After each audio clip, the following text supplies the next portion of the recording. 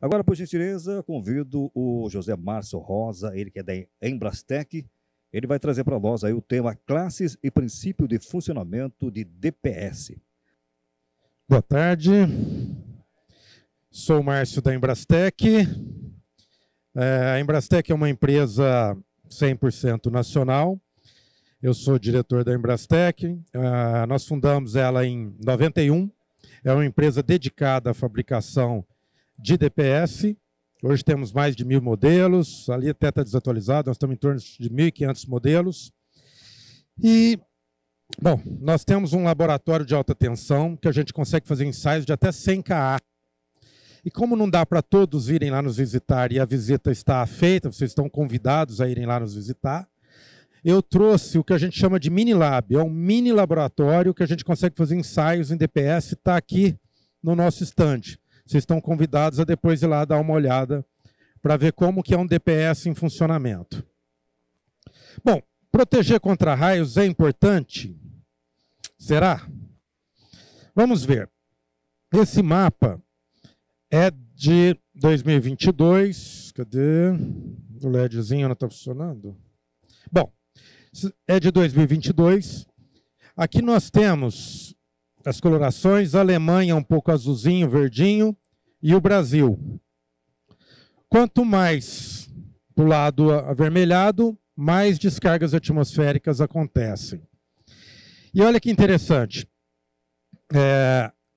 O Brasil, por ser um país tropical, né, praticamente tropical, ele é o país onde ocorrem mais descargas atmosféricas por ano. São mais de 78 milhões de descargas. E com o aumento da temperatura, aqui, o aumento da temperatura, olha o degelo, né? Está aumentando também a incidência de raios. A expectativa do INPE é que até o final da década nós teremos 100 milhões de raios. Então, imaginem isso. Bom, dados de 2014, o Dr. Hélio Sueta, que compilou isso, na Alemanha, 42% dos danos do sistema fotovoltaico era por descargas atmosféricas. 42%. Na Alemanha, isso em 2014. Ou seja, ainda não tinha tanto efeito ainda de aumento das descargas atmosféricas.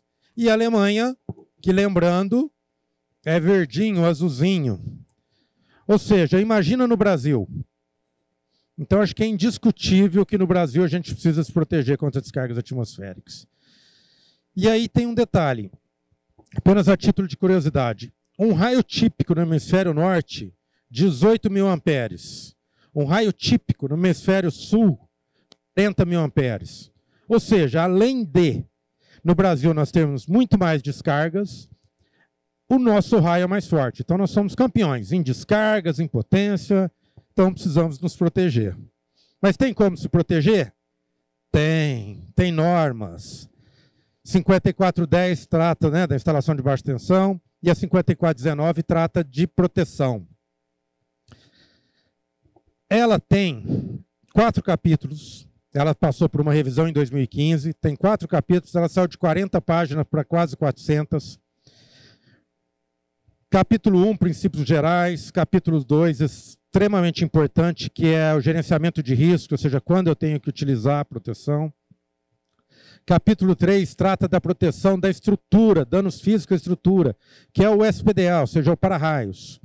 E o capítulo 4, que nos interessa, proteção dos sistemas elétricos e eletrônicos, MPS, medidas de proteção contra surtos, dos quais o DPS é um dos itens, mas tem outros itens, por exemplo, roteamento das linhas, equipotencialização, mas vamos falar do DPS.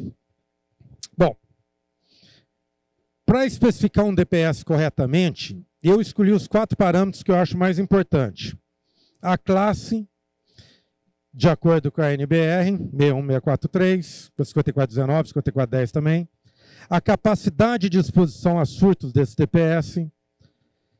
A tensão de corte, ou seja, a partir de quando esse DPS vai atuar. E o principal, esses 3 primeiros é para a gente conseguir esse 4º parâmetro, que é o nível de proteção, ou seja, o que o DPS deixa passar quando ele atua. Vamos entender então. Classes de DPS. Nós temos 3 classes. Classe 1 e 2, rede elétrica, tanto faz corrente alternada ou corrente contínua. E o classe 3, ele é para rede elétrica também, mas as outras redes. Rede de dados, rede de telefonia, CFTV, ou seja, todos os par sólidos que pode trazer um surto para o nosso equipamento. E proteção incorporada a algum equipamento. Então, um inversor com proteção incorporada, esse DPS é um DPS classe 3 e nós vamos falar daqui a pouco. Vamos entender isso melhor então. O que é DPS classe 1? É aquele dedicado a descargas diretas. A norma chama isso de fonte de dano, S1 e S3. S1 direta na edificação. S3 direta nos cabos, condutores, tubulações que alimentam a sua edificação. Então, se essa descarga é direta, obviamente esse DPS precisa ter uma capacidade de exposição a surtos mais elevada. DPS classe 1. E a norma nos dá um mínimo, ele tem que suportar no mínimo 12,5 kA de corrente de impulso. Mas o que é corrente de impulso? Corrente de impulso é a onda que ela é ensaiada, é uma onda mais longa. Ele atinge 100% da corrente em 10 microsegundos e 50%, ou seja, cai na metade, lá em 350 microsegundos. Ou seja, é muita energia, ó, é toda essa energia aqui que ele tem que estar dissipando. Então é um DPS que tem que suportar muito mais, ele está pronto para ser exposto a uma corrente maior. Eu coloquei um exemplo na onda 8x20, que é a corrente máxima dele.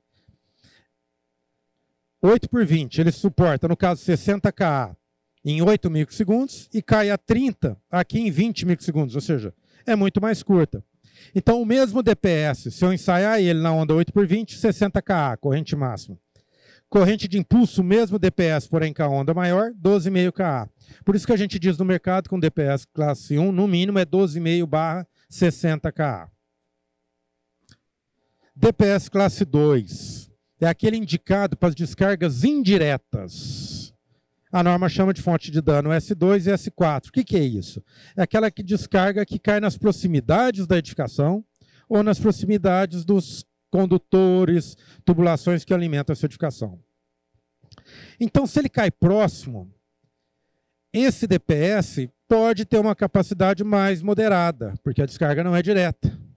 Então, ele pode ter uma capacidade mais moderada, que é o que eu disse. Porém, ele é indicado também para manobras da concessionária, que até o Renato mostrou muito bem que acontece em 85% dos casos, que é chaveamentos, tem interrupção na alimentação, no retorno da pico, motores ligando e desligando, alguém bate no poste. Aqui em Palmas os postes são bem pertinho do meio-fio, então bateu num poste, isso gera, né, surtos. Então o DPS classe 2 é indicado para isso também. E ele tem um mínimo. Ele tem que suportar no mínimo 5 kA. 5 kA de corrente nominal. Mas o que é corrente nominal?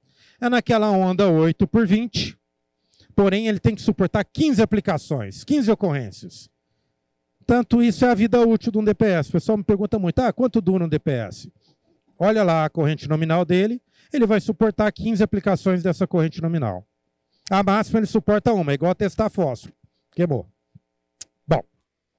E o DPS classe 3, eu já havia dito, vamos lá repetir, é aquele próximo ao equipamento ou integrado ao equipamento, para proteger tanto a rede elétrica quanto as outras redes. Dados, telefonia, CFTV, e aí vai.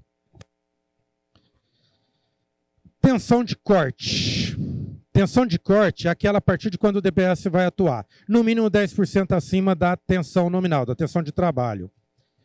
Ou seja, isso aqui é 220 volts, mais 10%, 242, DPS indicado, 275. Eu tenho um equipamento fotovoltaico trabalhando em 900 volts, mais 10%, 990, 1000 volts. No mínimo 10%. Pode ser mais? Pode, é no mínimo 10%. O que não pode? Ultrapassar esse parâmetro, que é o nível de proteção. Ou seja, o DPS, pulou uma, o DPS vai atuar, aqui. o DPS vai atuar e vai deixar passar alguma coisa. Essa alguma coisa, a norma me diz que tem que ser de acordo com a categoria 2 da tabela 31 da 5410. Imaginamos aqui, 220 trifásico, no máximo 1.500 volts. Imagina um inversor de 1.000 volts, que suporta 6 kV. Então, o DPS tem que suportar, atenção, o nível de proteção dele tem que ser menor que 6 kV. No caso da Embrastec é 4. Para atender essa suportabilidade de impulso, que os equipamentos são obrigados a atenderem por norma, inversor tem que ter DPS incorporado, ou um varistor incorporado. Isso ele tem para atender a norma. Isso não inibe da gente pensar em proteção como um todo. Então, isso é para atender a norma e a suportabilidade de impulso dele. Eu vou explicar melhor agora. Imagina que o DPS teve o surto, houve um surto, o DPS atuou, deixou passar. Passou o quê? O nível de proteção dele, que a gente chama aqui de surto 2, ou seja, o que sobrou depois da atuação do DPS. Esse surto 2 tem que ser menor ou igual ao UW, ou seja, a suportabilidade de impulso do equipamento. Se for 110, 220, aqui tem que ser 1.500 do equipamento. Se for um inversor de 1.000 volts, tem que ser 6 kV. Então, esse surto 2 tem que ser menor que isso. Por isso que os equipamentos têm que ter uma proteção incorporada. Mas, temos 3 minutos, vou correr aqui um pouco. Isso aqui é uma figura da 5419, que fala de zonas de proteção. A zona 0A é tudo isso que está fora de uma blindagem do SPDA, do para-raios. A zona 0B é essa, onde tem uma certa blindagem. E a zona 1 é a hora que entra dentro da edificação. Então, na transição da zona 0B para a zona 1, DPS classe 1. Na transição da zona 1 para a zona 2, ou seja, um quadro de distribuição, DPS classe 2. Na transição da zona 2 para a zona 3, ou seja, próximo ao equipamento ou dentro do equipamento, DPS classe 3. Então, mais uma vez, um inversor com DPS incorporado, onde ele está? Zona 3. Aquele DPS que tem dentro dele está na transição da zona 2 para a zona 3. Mesmo que ele tenha capacidade de exposição a surto de DPS classe 2, ele e está trabalhando como um DPS classe 3. Porque ele está na transição da zona 2 e zona 3. Então, a gente, muitas vezes, pensando em preço, fala, não usa string box externa, não usa o DPS. Comercialmente falando, economicamente falando, pode fazer um sentido, mas na norma não faz. Então, eu fico muito louco quando eu vejo alguém falar isso, porque normas têm que ser seguidas, a gente tem que seguir normas. Não dá para abrir mão, depois tem problemas. A gente não pode abrir mão de seguir normas. E isso gera problema, e se gerar problema, todas as pessoas envolvidas, o mercado todo pode ser penalizado, porque você imagina que aquele que teve problema, então, a mesma coisa, um equipamento bom, mal instalado, não vai dar proteção, e um equipamento ruim, bem instalado, também não vai funcionar. A gente tem que ter equipamentos bons e capacitação, instalar com qualidade, e abrir mão de proteção não é instalar com qualidade. Resumindo, 2 minutos para resumir. Rapaz, é rápido esse. Né? DPS classe 1, aqui é um resuminho. DPS classe 1 no quadro geral. Eu tenho um quadro de distribuição a mais de 10 metros de distância do quadro geral, DPS classe 2. Próximo do meu equipamento ou dentro do meu equipamento, DPS classe 3. Isso é um conceito de proteção, de blindagem. A mesma coisa aqui. Sistema fotovoltaico, eu tenho o meu inversor, proteja a corrente contínua, proteja a corrente alternada. Se eu tiver mais de 10 metros e quero proteger os módulos, se o surto cair aqui e vier nesse sentido, tem que colocar DPS também. Esse inversor, o Renato até mostrou, se ele tem um cabo de rede, tenho que proteger. Com que? DPS classe 3, de proteção de rede de dados. Existem normas tanto para fabricação de DPS, quanto para instalação. Então, temos normas. Norma é uma dádiva, a gente tem onde buscar informações, temos que segui-las. DPS para corrente contínua, ele tem uma construção diferente de DPS corrente alternada. Então, jamais utilizar DPS corrente alternada do lado corrente contínua. Por quê? A desconexão no final de vida útil na corrente contínua, ela exige uma desconexão mais eficiente. Então, a gente tem aqui uma câmara de extinção de arco, que no DPS de corrente alternada não precisa ter. Então, não pode usar isso invertido. Perfeito ali, ó. Dentro do tempo. Nós temos, além dessa linha completa de DPS, nós temos uma linha completa de string box. O nosso departamento técnico, de suporte técnico, dá todo apoio para especificar qual a string box que você precisa utilizar. É só entrar em contato, entra no nosso site, visite o nosso stand e qualquer coisa eu estou à disposição. Aqui está a nossa linha completa e sumiu, mas tinha meu e-mail, marcio@embrastec.com. Fácil. Ah lá, voltou. Marcio@embrastec. O site embrastec.com.br e obrigado.